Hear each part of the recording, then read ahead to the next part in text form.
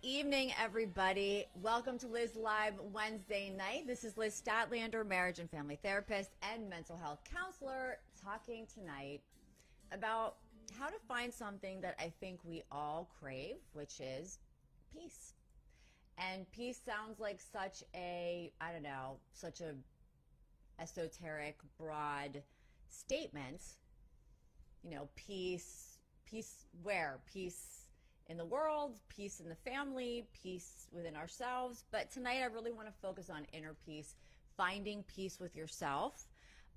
Probably something that every single person on this planet is searching for. And, you know, I can take you sort of along my own journey searching for that inner peace and only offer ideas of how you might find it.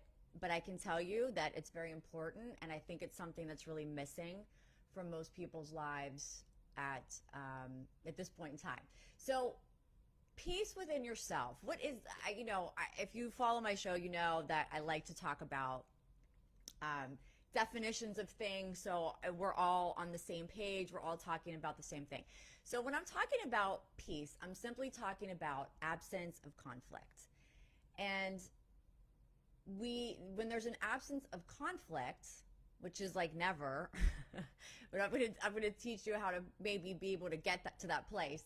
But when there's an absence of conflict, then there is peace, right? So we have to know conflict a little bit. We all have conflict in our lives with other people, with the world, but mostly it's within us. And we project that conflict onto other people and onto the world around us, but really it's all starts right in here with all of us. And so some people may experience moments of peace or absence of conflict when they are having a really wonderful time, when they are perhaps praying in prayer or meditation, standing at the top of a mountain. But it seems so fleeting, right? So we might find peace doing things that we love, or doing things or being with people that we love. We may find a moment of peace, but it's very rare that we can really maintain that feeling. And I would say almost impossible. And why is that? And why is it so important to find peace within yourself? And the last probably 6 shows that I've done, we've been talking about how to, listen to the tapes that play in your head and change those negative tapes, how to deal with our guilt, right? How to identify the things that we carry around with us and that we feel bad about all the time, that kind of brings us down.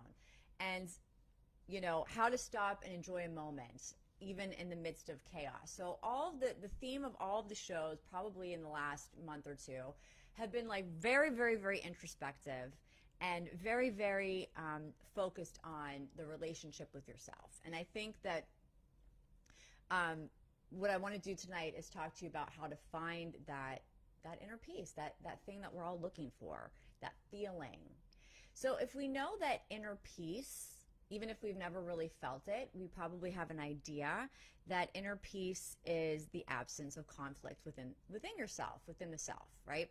And when we identify all those negative tapes that play around and we identify all the guilt that we carry, we're starting to get closer to identifying that constant chatter and that constant conflict that's going on in our brains all the time. And when those negative thoughts and that chatter is, flashing in our brains, and all those ruminating thoughts that we think about that are so negative and so awful that we all feel, we are creating conflict. And we're creating conflict because we're going against ourselves, right? We're turning against ourselves in a sense because we're thinking bad thoughts about our lives, or we're thinking bad thoughts about ourselves. And so we're turning against ourselves. And when we're turning against ourselves, we create this inner battle and this inner conflict. And peace is, it escapes us. It really does. And there's very few people that I know who really make peace with themselves and really find peace within themselves. And so I want to talk a little bit about, how we can do that. So I think the first thing that we need to do is we have to kind of, I hate looking backwards, but I think we have to in order to make peace with ourselves.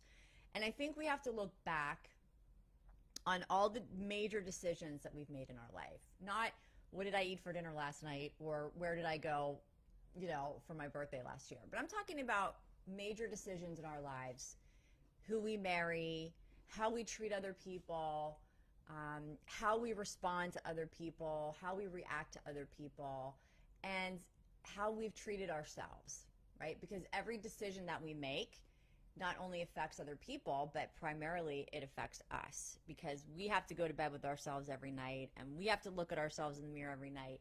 And so if we don't feel good about the decisions that we're making, or the way that we're thinking about ourselves, or the way we're thinking of other people, or the way that we are really just living and reacting to the world around us, if we don't like that at any point in time in our lives, we tend to carry that with us. Hence, we talked about all that guilt and that shame last week, and how to, I think that was on Saturday, and how to unpack your backpack, right? Or pack it up with all your guilt and unpack it. So if you didn't watch, you don't know what I'm talking about. But so when we identify all those things that we feel guilty for, the reason we're trying to get rid of those, and why as a therapist I would want you to get rid of those, is because I want people to start finding peace within themselves, because it's a really glorious thing. And I can't say I've 100% found it, but I'm definitely on my way, and it's taken a lot of work, and but I feel like I'm finally getting there. So I think the first thing we all have to do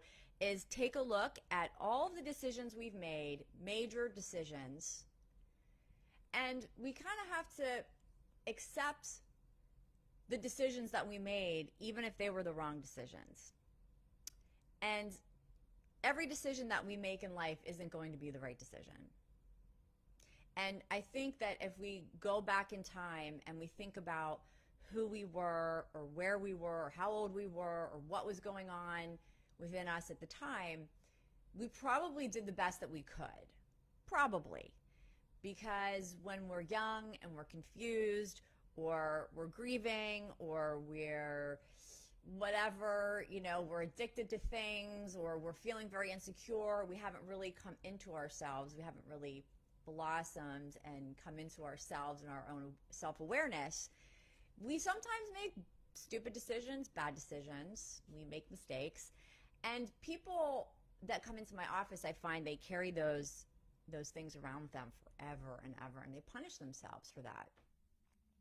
And this becomes a big problem, because as we talked on all the other shows, once you turn against yourself, once you start thinking and talking negatively about yourself, then you are heading down a path of self-punishment, and that's where all of the addiction problems and all that other stuff comes in. And we don't want that, right? Because when we're disconnected from ourselves, that means that all that fuzziness and that disconnection is where addictions and destructive behavior and destructive relationships come in.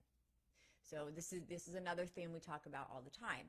So if we're in constant conflict in our brains over things that we did 10 years ago, 15 years ago, bad decisions, hurtful words we said, if we carry that all with us all the time, we're in constant conflict, and there is no peace within our hearts and within our minds.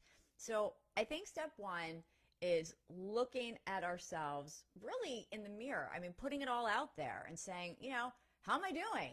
How have I done so far? And let's be honest about it. Maybe we made mistakes, we screwed up, we hurt other people, we made stupid decisions that, made perhaps a very bad outcome for ourselves, or we acted in ways that we really wish we hadn't. But it's done, and we did it. And there's nothing we can do about it. Nothing. We can't change the past. The past doesn't even exist really anywhere except in our minds. So if we're constantly living in constant conflict over things we did or said in the past, you're going to make yourself crazy and you're going to make yourself miserable. But unfortunately, this is what most people do. They walk around miserable about who they are truly, or what they did or didn't do. And one of the most common things I hear from clients all the time is they sit around, especially at night when they're going to sleep, when they're alone, and they can hear their own voice talking to themselves, and they ruminate in all this stuff that I'm talking about, all this inner conflict. So once we put it all on the table and we look at it and we own it, good, bad, ugly, whatever, and we accept it, that it's done, and I made those decisions because either it was the best that I could do at the time, or perhaps because I didn't really love myself at that time, or I don't know, maybe I was just being a jerk. Maybe I was just being selfish, or maybe I was just being too submissive, or maybe, who knows, whatever it is, we accept it because we know that the past does not exist except for in our minds and our restoring of it, right? History is his story. So we know through books and documents and things like that, we can learn about the past, but we can never re-experience it. We can't go back in time. We can't change anything that we've ever done in the past. And so if you have a heavy heart about some of those things, and it's disturbing your peace, and it's causing conflict within yourself, then I would say this is a pretty good show for you to be watching right now. And this is a good time to start practicing what I'm suggesting, to really sit down and think about your decisions, the way you've acted, the way you've behaved, and come to terms with it. Accept it. You don't have to run around and apologize to every person you hurt. You know, you don't have to do all of that stuff, but not just yet. But you have to accept what's already done, and accept that you are flawed and that you are not perfect, and that you're here to learn. You're here on earth to learn, and not to have expectations of perfection. Because if you have expectations of perfection of yourself, you will always be in conflict. You will never find peace. You will always be in conflict. So learning to accept yourself, accept your decisions, not necessarily yourself, your decisions, your actions of the past, I think is a really important step to finding that peace. And once we have that acceptance and we say, okay, you know what, I did these things I wish I hadn't, or I made these decisions and blah, blah, blah, or hey, maybe that was a great move that I made. I'm so happy it was the best thing I ever did for myself. There's going to be a combination of things. And we accept it and we go, okay, like I cannot do anything about this. At this point, the only thing I can do is try to move forward at this time. That's the only thing that we can do at this point. Okay, and I see people are watching, and I'm going to respond to everybody. Good evening. So we accept it. Now what? Okay, so what? We've accepted it. Well, once you accept it, guess what's going to happen? When you accept all those things, that chatter and that constant conflict in your brain is going to start to quiet down, because you can't fight with yourself if you have nothing to fight with yourself over, right? You accept it. It's the same thing as, let's say someone did something to hurt you. You can carry around the hurt for the rest of your life and be angry at them. And who wins then? Nobody. That's a big loss for everybody. Or you can forgive them, be kind to yourself, and move forward, right? You have those decisions to make every day. And I can tell you, we all hang on to anger at some point or another, but it doesn't really get you anywhere. It doesn't get you anywhere except in conflict. Because deep inside, you know that you're not responsible for the world and that you can't make all the right decisions all the time. You just can't do it. It's not possible. Accept your humanness and accept that we're flawed, and don't expect perfection from yourself, because you will always be in constant conflict. And once we do this and we start really accepting, then we have this wonderful moment where we have some clarity. We have some clarity that, okay, wow, I'm going to let go of that. It's okay to let go of things that you've done wrong. It's okay to let go of your pain that others have caused you. It doesn't, you know, I think we hold on to the pain that others have caused us because we think if we hold on to this anger and this pain, that somehow the other person's going to be punished by that. But the truth is, they're probably not. If they haven't apologized to you or tried to make it right, they're just going to move on, and you're the one left miserable and in conflict and without peace, right? So why would you treat yourself that way? Why would you do that to yourself? But we do. I don't know if we're masochistic by nature, but we are very, very hard on ourselves as human beings for the most part. So, okay, we've accepted it. We put it out there. We own it. We let it go. We say, okay, I have permission to let all this crap go because it's been eating me alive and it's been causing so much conflict that I'm miserable. And we turn down that chatter. And that's all well and good, but so what? We do that, and then what, right? So now we have to figure out, okay, once we've let go and come to terms with all of this stuff, how do we move forward? And I think that we all have to move forward on a different note. And we have to accept that in order to evolve in life, we have to be constantly changing. And it doesn't mean that you have to change everything about yourself or change the complete package of who you are. But it means get out of your own way. Start thinking a little bit differently about life, about your relationships, about yourself, and be a little bit less judgmental of yourself and a little more responsible about yourself, right? Because if you're a little more thoughtful about the way you treat yourself and you're a little bit more thoughtful about others, then what do you have to really feel guilty about, right? It might not always turn out right, but I think every day we have to practice every single day being a good human being, and not just being good to other people, but also being good to ourselves. And this is who we forget the most often. So we have to figure out a way to move forward that's more responsible, that's more loving, less judgmental, and is moving on a path, a trajectory that we really want to be on, and try to stop disconnecting all the time from what we really want by beating ourselves up or by doing destructive things to ourselves or to other people. Because when you hurt somebody else, you're really hurting yourself. You're turning against yourself. I mean, it's still not good to hurt other people, but because the other people will feel pain, but it's really you're turning on yourself and you're destroying your own life, right? So as we move forward on a new trajectory, we need to have some direction. We have to have some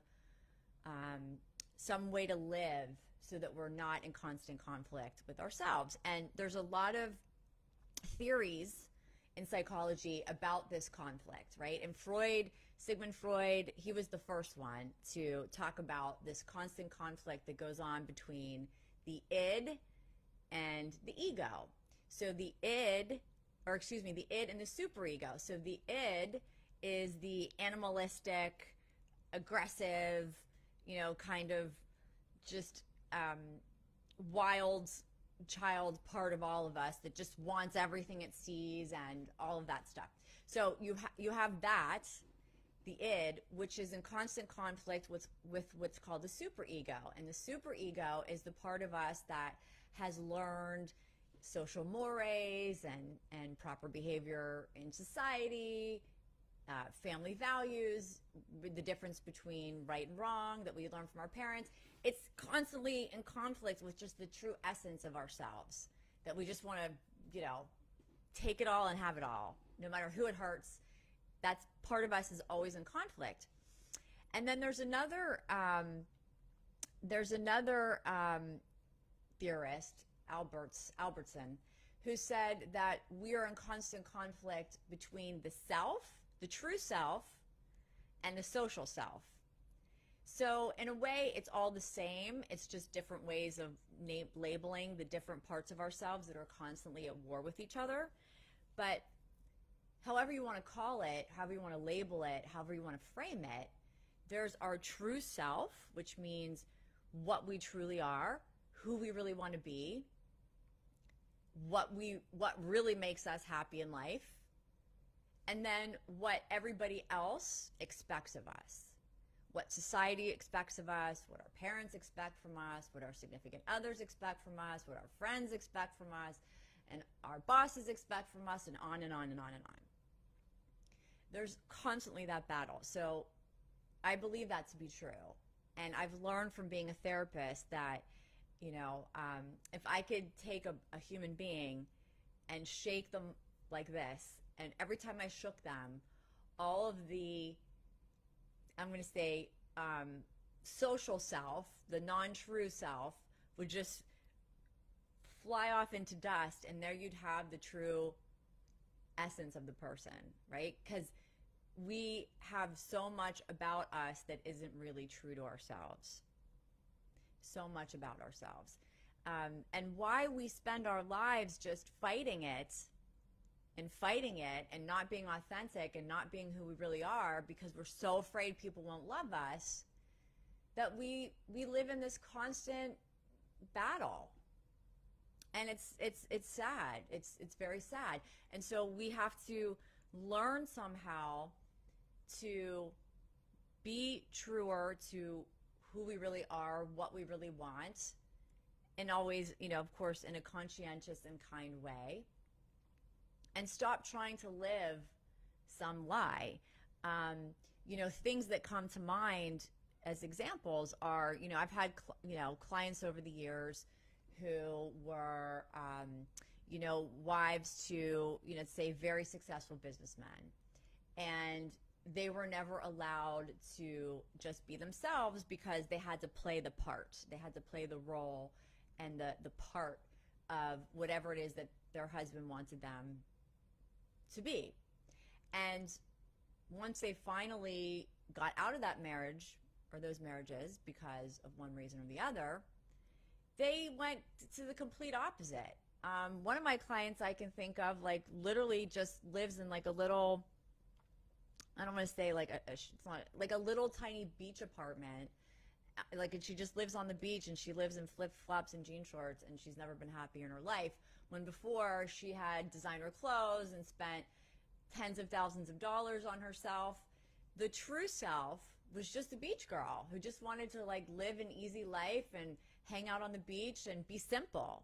But she was so busy playing this role of what she thought everybody wanted her to be, namely her husband, that she lived in a war, like a war zone in her mind. And I do believe that nowadays many of us are walking around like that. And many of us are also walking around feeling very rejected because people don't always treat us the way we want to be treated, and because the relationships that we want in our families or in our partnerships or, you know, in school or whatever, don't pan out the way we were hoping. So we feel, oh, well, I feel rejected. That means, you know, my life is over. I can never be happy again. Or so I'm just going to live this, you know, in this constant battle in my brain about how bad my life is and how it's not what I want. And all the while, what you want is right there. You just have to take it, right? You just have to live it, and you have to stop pretending. I know people who, you know, I have clients who, you know, they get married and have children, and they never actually wanted children, and then they're stuck in that battle. I have clients who hide their sexuality. I have clients that, you know, anything you can think of, I have or have had those type of clients. And the more that we live inauthentic, the further and further away we move from being peaceful. And I think this is why peace, true inner peace, is so rare and so hard to find.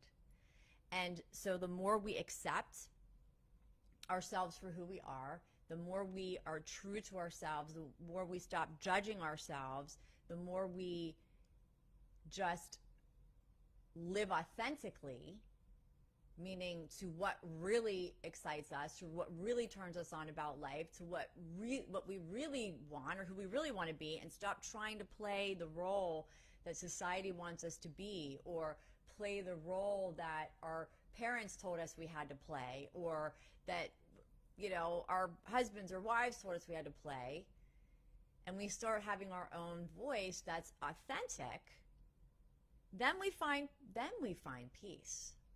And I've learned, I think, just this week, that, you know, there's so many people I work with who, you know, are, let me say this, it's not just my clients, it's everybody. I truly believe that everybody is constantly living in this space of not being enough, or not being good enough, or not living up to certain standards, or being rejected.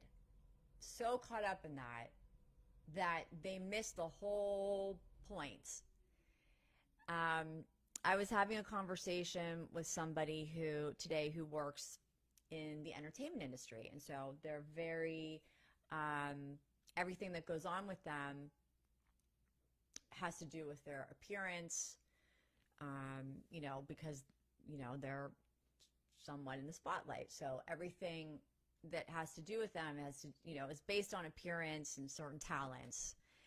And we were having a conversation today in our session, and you know, I said to her, like, look, you know, to be honest, there's millions and millions and millions, literally, of good-looking people. There's millions and millions of talented people. There's millions and millions of wealthy people, successful people. But they're a dime a dozen, right? A pretty face is a dime a dozen. Literally, it's a dime a dozen.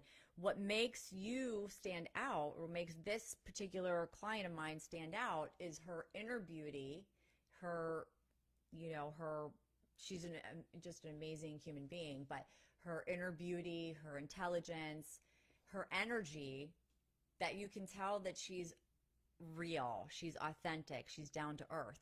And that is something so special that we don't see that so much anymore, especially with social media. We see all this fake BS, phony pictures, and you know, that don't really represent what people's lives are. They're not a true representation of how people really feel, and they're constructing a reality that so many of us are measuring ourselves up against, that again is phony. It happens with appearance. It happens with persona. People actually create a persona on social media that is not authentic to who they are. And then some people, you know, are very authentic, and you can usually tell, you know, but sometimes you can't. And so we scroll through social media and we go, well, I don't have that. I don't have this. I don't have that. I hear this so much from my clients, so much. And we're measuring ourselves up against things that, you know, things that are not even real. And then we're trying to be that, which isn't real. And we can never be that. And then here we are in this conflict again. If I had to pick a percentage of how much conflict we're in on a regular basis during the day, I would say probably 80%. And that's a good day. And I think most of us are, you know, we're not living to our truth. And we may not even know it, because we're so brainwashed by what we've been told we're supposed to be, or we've been told what we're supposed to do. All we know is we feel very weird inside, and we feel very disconnected, and we feel very lost. That's all we know. But we don't really understand. But if you stop and think about what I'm saying, and maybe share this with other people, perhaps it'll be a message that will open up their eyes a little bit and get them to start thinking about how to really be true to themselves and how to really live in that authentic way. So I see so many people on Instagram. Hello, everybody. It's so nice to see you. And I see some people on Facebook, and I see some comments. So I want to see what people are saying here. Let's see what we have going on here. Good evening, everybody. And okay, I see some people I haven't seen in a while. So one person is sharing that he's a recovering alcoholic. Well, congratulations to you. And we're hearing life is too short to dwell on the past. Make choices that will take you to happiness. Yes, be true to yourself. True beauty lies within. Yes, Catherine, it does. Let it go, we're hearing. Yes, all of these things are so important, but yet so very difficult to achieve, right? So we say it like, you know, we can snap our fingers and right away we're going to have all the inner peace we want because we're, you know, 1, 2, 3. But there really is a process to it. And so, you know, I'm trying to explain that process to my best of my abilities from being a therapist for 13 or 14 years and just my own journey and trying to share what's worked for me. And hopefully it'll work for some of you. So if you've just joined, welcome to Liz Live Wednesday evening. We're here every Wednesday night at 8 o'clock and every Saturday morning at 11. Just have to give a little schedule plug there. And tonight we're talking about inner peace and how to find it. And it sounds so esoteric, you know, and so I'm trying to actually walk people through in a really practical way of how I think that you can get there. And we all may experience those moments of peace. I think we all get those little moments. I get them from holding my dogs. I get them from, you know, walking on the beach or being around people that I love and, you know, embracing people that I love and doing, you know, helpful things for other people or listening to certain music. I just started taking some dance classes and I just like love it. Some ballroom dance classes, like I'm learning the cha-cha and the salsa and just all kinds of fun things. So that kind of, those things give me moments of peace. And believe it or not, doing these shows bring me a lot of peace. So I do have moments, but to maintain that feeling for the long term, it, you know, seems almost impossible. And it is very difficult for human beings to do that. There's no question about it, but not impossible. It's not impossible. So when we're talking about how to begin that search for inner peace, you know, again, it's such a big, broad, complicated idea, but we're talking about the idea of kind of maybe traveling back in time a little bit and looking at things that we have, not things, decisions that we have made in the past, or relationships that we participated in the past, or things that, you know, I wish I would have done this, or I wish I would have done that, or I wish I hadn't taken that job, or I wish I would have gone back to school and gotten that degree, or I wish I would have married that person instead of this person, or I wish I did that. Okay, we have to put it all out there on the table. You know, I wish I wasn't an alcoholic, right? I wish I wasn't, I didn't spend all that money. I wish I didn't eat all that crap and gain 40 pounds, whatever it is, you know, and much more serious than that, right? But as we go back through time and we put it all on the table and we look at all of our decisions and we look at all of our reactions to other people and to the world around us, we can then have a moment of, okay, wow, I did all of this. Okay, that was good, that was bad, that was okay. But I accept it because that's what I did in the moment, because that's really all I was capable of doing at that time, in that moment, for whatever reason. Maybe I was young, maybe I was hurting, maybe I was addicted, maybe I was grieving, maybe I was crazy, I don't know, whatever it is, whatever it was. I did the best I could do at the time, or maybe I didn't do my best. But I didn't do my best because whatever, right? And you accept it. I have to accept it because I did it. And we can never go back and change the past because the past does not exist.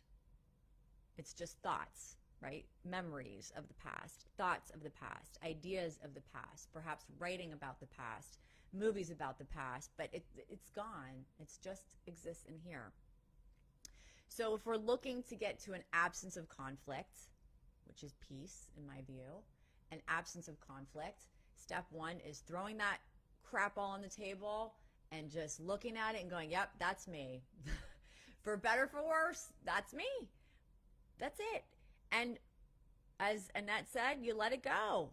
And again, it's not like a snap of the fingers, guys. I'm not saying that you're going to do this and like, boom, okay? It's not. It takes work. It takes therapy. But it's exciting because the goal where you're going is inner peace. I mean, who doesn't want that? Who doesn't want that? So we put it on the table. We work through it. You know, obviously I'm a therapist, so I think it's great to do all this with a trained professional, with a therapist who can really help you process and everything. But if you do it by yourself, fine. You know, doesn't matter. Just get it done. Just do it, right? Take a couple weeks, couple days, and put it on paper and look at it and say, okay, this is me on paper. This is what I did. And all of these things that I did wrong or right or for better, for worse, have brought me to this moment that I am in today, right now. And what's beautiful about this moment right now that we're all experiencing together right now at whatever time it is, 8 something, we have the opportunity to do things differently, to wake up in the morning and say, you know what, today I'm going to do things completely differently than I did yesterday. Or I really love what I was doing at that time, so I'm going to try and do that again, even though I let that go, even though I forgot that, even though I wasn't kind to myself or to others, which really is you not being kind to yourself. Because my theory is when you're bad to other people and you're nasty to other people, you're turning on yourself more so than you are other people. So we accept it. We put it out there. We work through it. Okay, this is me on paper, and now I have a moment in time where I can do things completely differently or somewhere in between. And I can start to turn the volume down on all that conflict that I've been living in my head, in my brain, in my body for the last however many years. Okay? And I know most of the people that watch the show are like between, I think, 30 and 55. So, okay, so it's probably for many years or not for that many, but you know, we've all been on the earth a little bit of time. Liz Live viewers are not are not teens and in their 20s. But I think that once we do this, we have this beautiful new opportunity. And it really doesn't matter how old you are. I mean, it doesn't matter if you're 80, if you're 70, if you're 60, if you're 50. It just doesn't matter if you're 20. I mean, the beauty of acceptance is that it goes behind us, and now we have this new opportunity. And we have that new opportunity, by the way, every single day. Every day when you wake up is a new opportunity to do things a little bit differently, to maybe be a little kinder to yourself or a little nicer to yourself or whatever.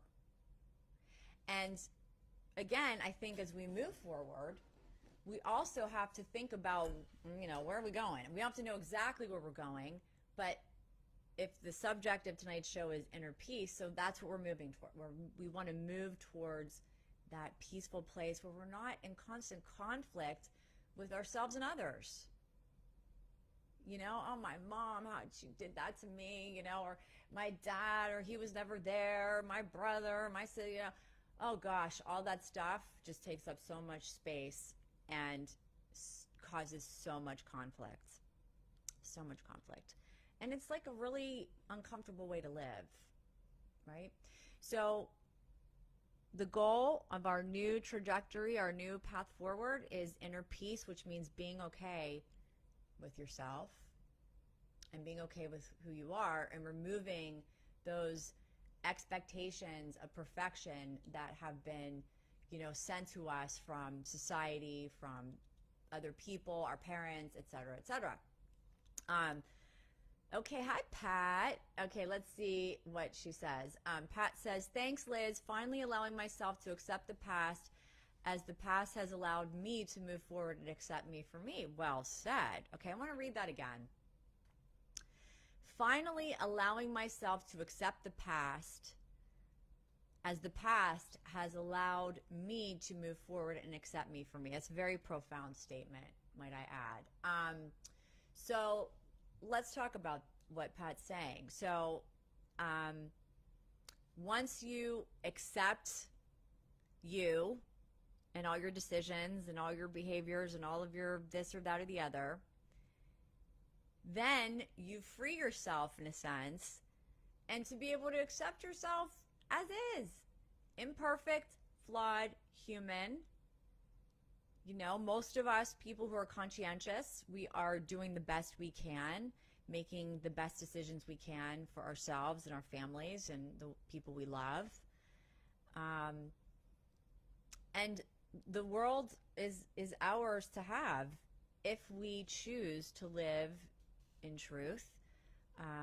And it's not, again, I don't want to make it sound like this is easy, because it's not. And if it were easy, I wouldn't have a job, and I wouldn't be doing the show, and I wouldn't be talking, because nobody would need me, because they could just snap their fingers and 1, 2, 3. But once we have an opportunity to move on that new trajectory, move towards peace, and we become more aware of all that inner conflict that's constantly, we quiet that down and we move in a different direction, and we move in a direction that is the kindest direction for ourselves and for those around us. Because ultimately, when you're at your best and you're feeling your best, everyone who loves you and everyone who comes into contact with you and everyone who's around you is going to want to just be around you all the time. And I think in letting go of our past and accepting the past, you know, I didn't mention this, but I think we also have to, with that accepting, also accept that we don't always have to expect that what has happened in the past will happen again in the future. And that's really hard to do. And that's probably for another show. Hello, Asha. Let's see what Asha says. I am to the point in my life where I don't ever want to be the cause of pain for anyone. I want to spend my days being the best version of me that I can be, because that will bring inner peace as well. Amen. You know, you guys are so insightful. Yes, I mean, that's true too. When you are, you know, mistreating other people, and you're not being thoughtful of, you know, the kindness that they've extended to you, or even if they're not kind to you, just being kind anyway, a lot of times I find is helpful. But if we're not paying attention to how we treat other people, and we're just random, and, you know, we don't care, and we're not conscientious, and we're not treating others, you know, with putting our best foot forward and our integrity, Asha's right. That causes a lot of disconnect and a lot of conflict in ourselves. But again, I don't want anyone's standard to be perfection, because that is a sure lose. Because again, we have to understand that we are human. We are not God. We are not angels. We are not whatever, you know, we are human, and we are so flawed. We are so flawed. And it does take so much courage to do the work that I am suggesting. And most people probably won't do it, because it's very hard to face yourself. It's very hard to put all your cards on the table and say, okay, this is me, right? And it will be for better, for worse. There will be things that you'll look at and you'll go, wow, I mean, gee, that was awesome when I did that. That was great. I'm so proud of myself. And then there's things that you're going to look and go, oh my gosh, I can't believe I did that.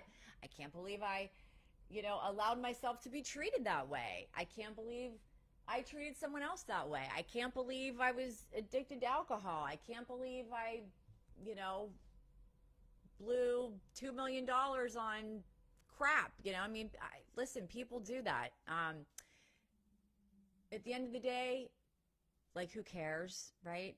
All of that is past, and we're talking about that search for inner peace. And so in order to start on that road, on that path, We have to really practice acceptance every day. And so my recommendation to people, because this is a journey, this is not anything that, you're going to watch the show, send it to your friend, and just be like, whoop, okay, flip the switch, and I'm all better, right? That's not going to happen.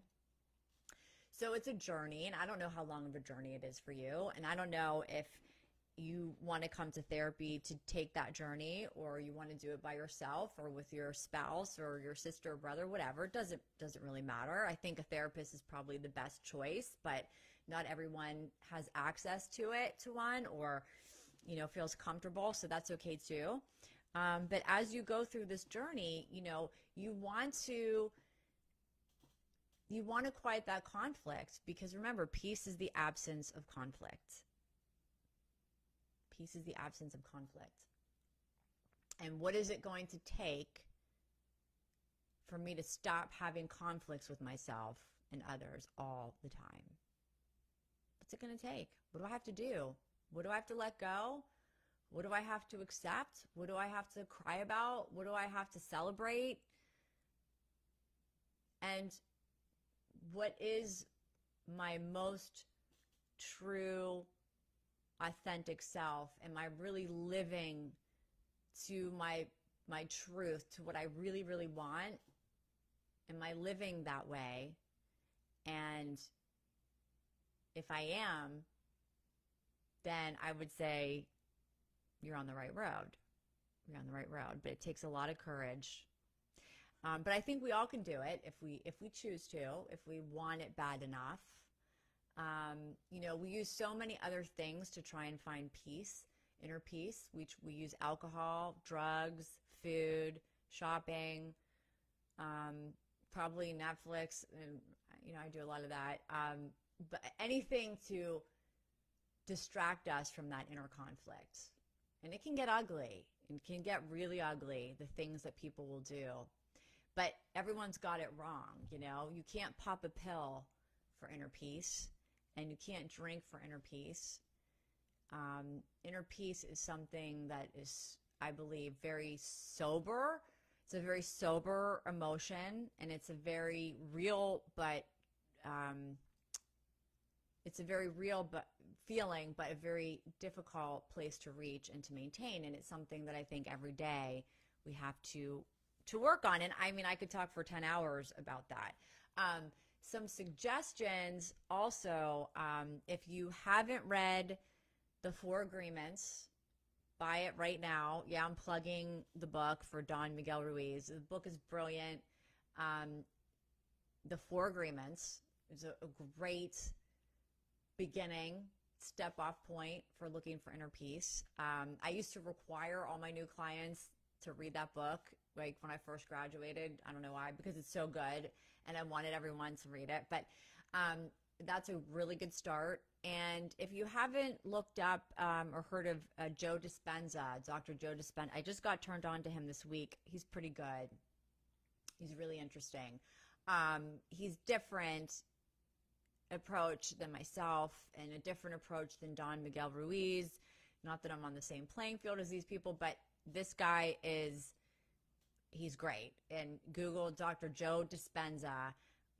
He's very inspiring, very, very interesting guy. And all of these people are talking about finding that inner peace, finding that place where you feel peaceful, where you feel good about who you are, and you are not a prisoner of your past or of your future, but you are moving every day into something that feels good for you. That feels good for you. So I'm going to wrap it because I'm a tired girl. I've been talking all day, and I have had no peace today because I've been just talking. But I am peaceful, but I haven't had much silence.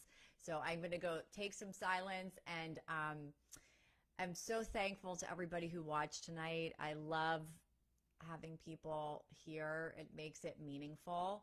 And please share this or like it or whatever. Tell your friends about following me at Eliz Therapist on Instagram. on Actuation Counseling, Making Change Happen on Facebook, and The Elizabeth 126 on YouTube. You can watch all of the Liz Live shows and then some at pretty much all of those places. And hopefully they'll be of some benefit for you. And I think in particular, if you like the idea of looking for this inner peace, if that's what you're looking for, then I would say definitely watch like the last 6 Liz Lives, because they all sort of lead up to this one. Thank you, Catherine, and yay for everybody that's sharing. You know, I'm finally on the right road. Choices I've made the past 3 years or so brought me more peace than I've ever had. It started by making myself a priority. Yes, and I think that making yourself of a priority is underrated. It doesn't have to be in a selfish way, but it's so underrated. So on that note, have a great night, everybody, and I will see you back here Saturday morning for Liz Live, Saturday at 11 a.m. Until then, have a great week, and may peace be with you. Take care, everyone.